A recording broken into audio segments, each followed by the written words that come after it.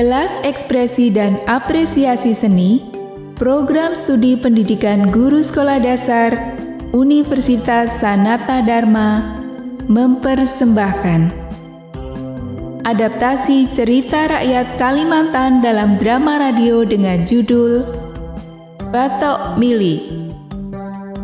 Karya kelompok Kalimantan kelas 6K dengan sutradara Mega Astrisa.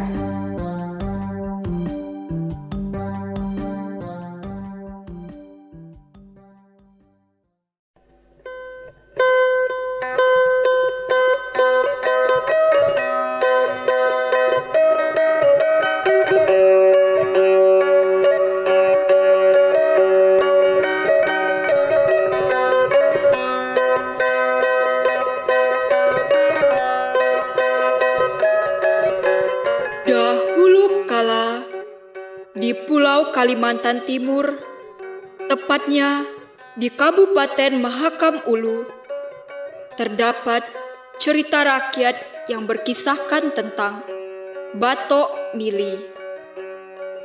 Suatu hari, Asowang, seorang mantan pemimpin kerajaan siluman yang telah diasingkan, tampak berjalan dengan lemas, dengan perut yang keroncongan.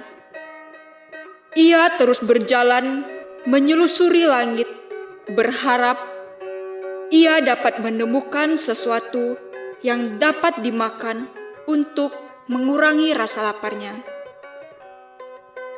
Tak lama setelah berjalan, ia melihat kerumunan siluman-siluman lain yang terjun di dekat gunung kecil. Ia penasaran dengan apa yang terjadi di sana. Namun, ia tidak berani mendekat, karena jika ia mendekat, ia akan dipukuli oleh kerumunan siluman itu. Setelah rombongan siluman itu pergi, ia pun mendekat dan melihat ternyata gunung kecil itu adalah ujung dari gunung yang sangat besar. Ia pun turun ke bawah, berharap menemukan sesuatu untuk dimakan.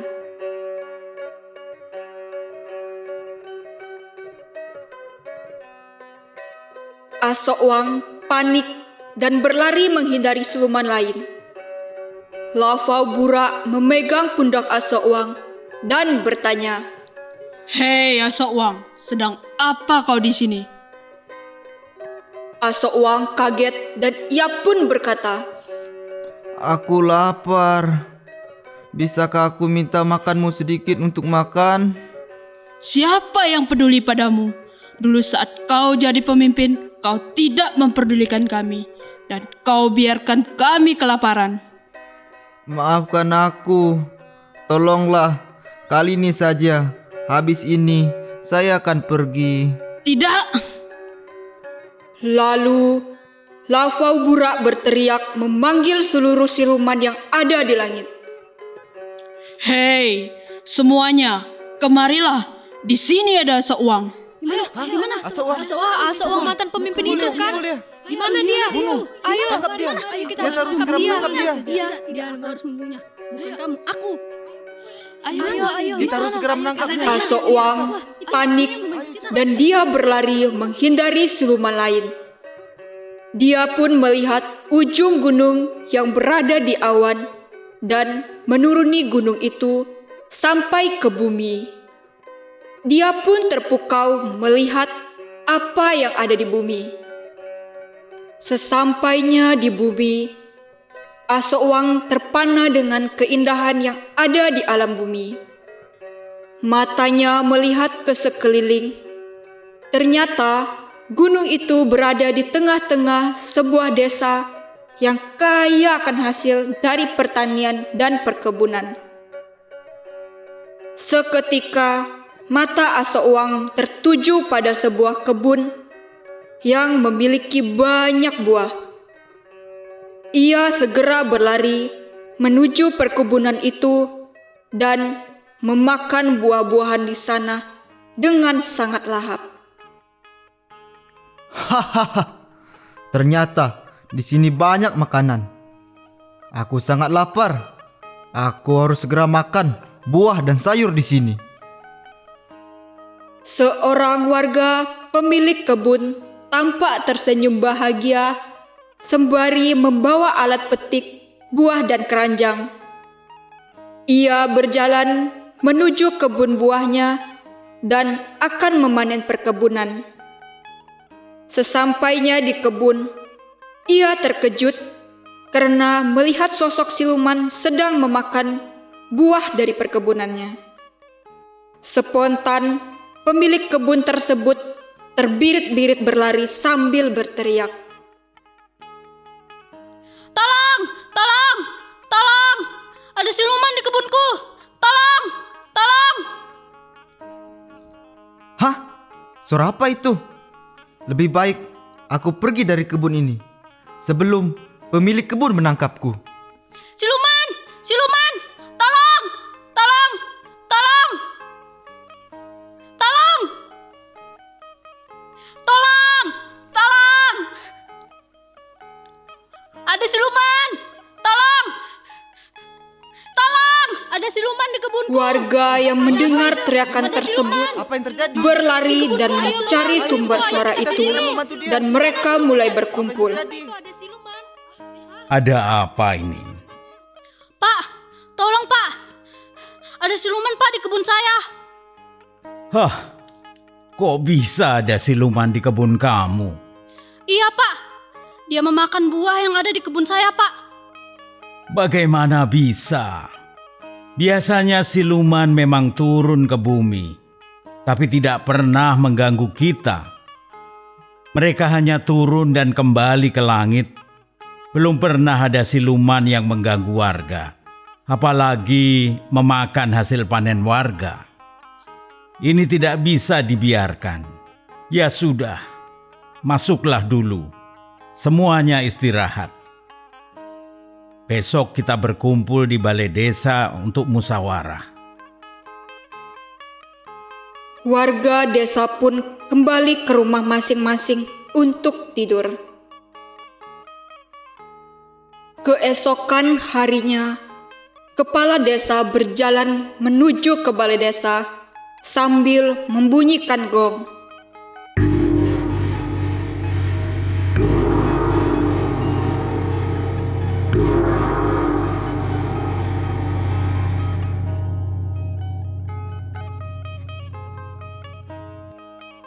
Warga yang mendengar bunyi gong mulai berdatangan menuju ke balai desa.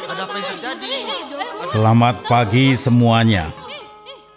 Tujuan saya mengajak kita semua berkumpul di balai desa ini ingin membicarakan perihal siluman yang turun ke bumi, memakan tanaman warga di kebun. Benar Pak, kebun saya semuanya hancur. Dan tanaman yang seharusnya saya panen, kini sudah habis dimakan oleh Asokwan. Iya, benar Pak. Kebun saya juga habis dimakan oleh Asokwan. Baik. Semuanya harap tenang. Bagaimana jika kita menyusun cara agar Asokwan tidak memakan tanaman Bapak Ibu semua? Bagaimana jika kita membuat perangkap untuk menangkap Asokwan dan memotong gunung Batok Mili? Saya setuju dengan usulan itu. Besok kita akan berkumpul lagi untuk membuat perangkap. Pagi harinya, masyarakat berkumpul lagi ke balai desa untuk membuat perangkap sesuai dengan hasil musyawarah yang telah disepakati oleh kepala desa. Balai desa sudah mulai terisi oleh warga kampung Lompaka yang telah membawa alat seadanya. Warga pun bergegas kembali ke hutan dengan membawa alat untuk mencari bambu. Sampailah mereka ke hutan menebang bambu dengan jumlah yang sangat banyak. Tampak raut wajah yang sangat lelah, penuh dengan keringat.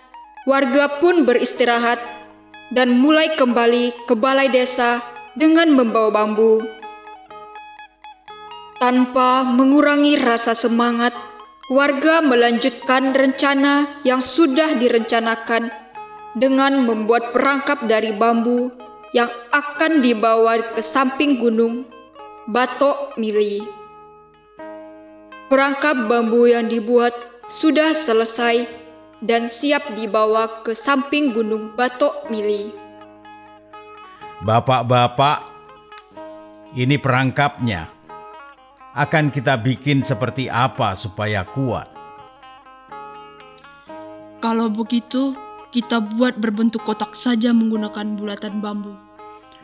Baiklah. Seperti itu juga bagus. Mari kita mulai bekerja sebelum gelap. Warga kembali melanjutkan aktivitas yang kemarin telah direncanakan. Sambil memikul perangkap ke dekat gunung, sebagian warga memikul beliung batu. Berjalan dengan bertelanjang kaki di atas tanah, tak terasa mereka sudah sampai di gunung sambil meletakkan perangkap. Warga juga mengambil beliung mereka masing-masing. Kepala desa menyemangati warga dengan berkata, Kita semua harus berani mengeluarkan tenaga kita. Kita harus berani untuk menyingkirkan siluman ini. Ini demi kita, demi kebun kita, dan demi anak cucu kita. Semangat! Setelah mendengar itu, warga pun bersemangat dan mulai mencari posisi terbaik masing-masing untuk menebang gunung tersebut. Setelah 3 hari lamanya, tiba-tiba dari hulu sungai muncullah sesosok manusia berbadan besar. Di tangan kanannya tampak memegang beliung yang sangat besar. Salah satu warga pun mulai berteriak, Siapa itu? Apakah itu Bang Kaal? Ya benar, itu Bang Kaal. Minggir kalian semua. Saya akan membantu menebang gunung ini. Ketika mendengar itu, warga pun berlari menjauhi gunung, tidak lupa membawa perangkap tadi. Dengan sekali ayunan, gunung pun langsung rubuh.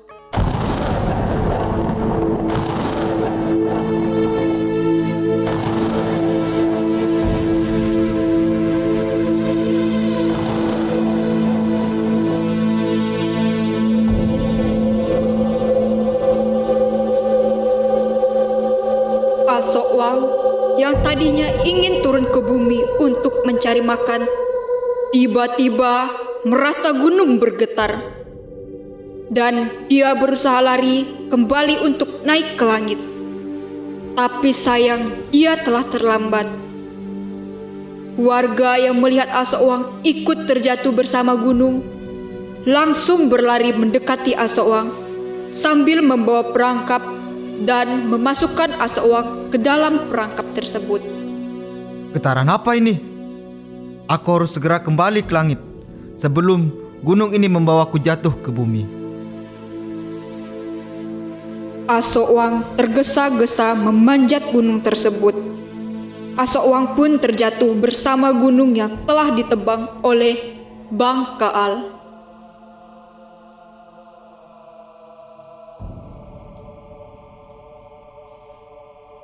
Setelah menangkap Asokwang, warga membawanya ke balai adat untuk dikurung dan dilihat oleh warga.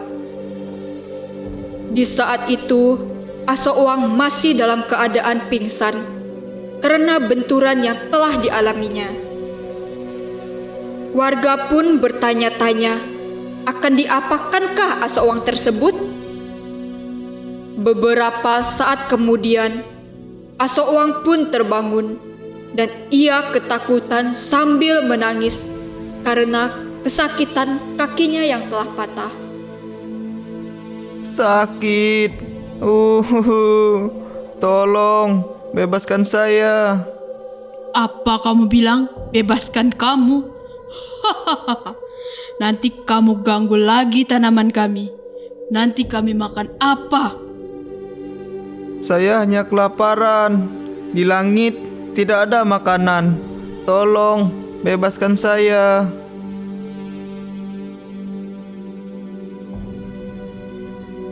Asokwang berusaha meminta maaf kepada warga. Setiap kali ia terbangun dari tidurnya, warga merasa kasihan melihat raut wajah Asokwang yang begitu sedih yang telah ditahannya selama berhari-hari. Warga pun bersepakat untuk memaafkannya. Kemudian Asokwang menceritakan apa yang telah terjadi di langit. Kenapa kamu berani mencuri hasil kebun warga di sini? Saya mencuri makanan di bumi karena di langit tidak ada makanan.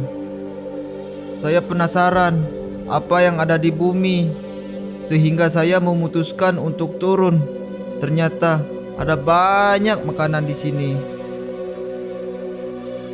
Mendengarkan cerita tersebut, kemudian warga mengetahui bahwa sebenarnya Asokwang kelaparan.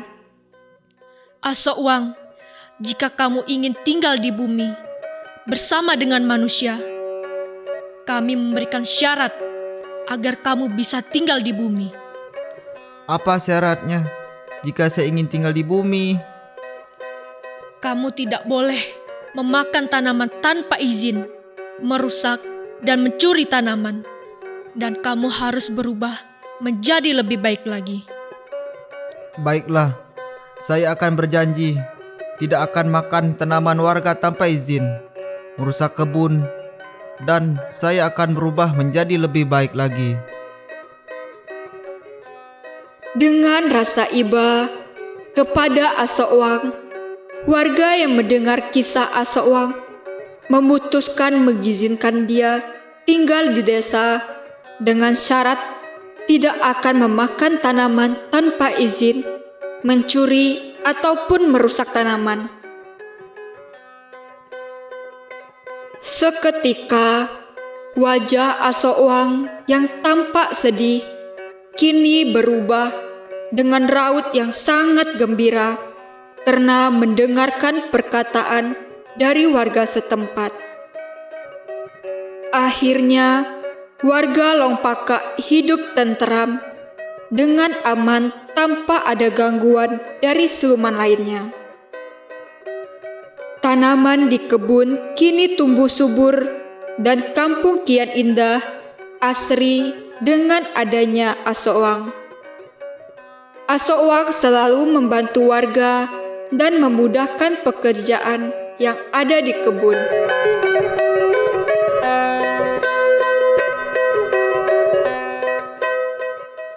Demikianlah akhir cerita Batok Mili, karya kelompok Kalimantan kelas 6K, program studi pendidikan guru sekolah dasar Universitas Sanata Dharma. Semoga damai selalu menaungi bumi Indonesia. Sampai jumpa di episode-episode selanjutnya.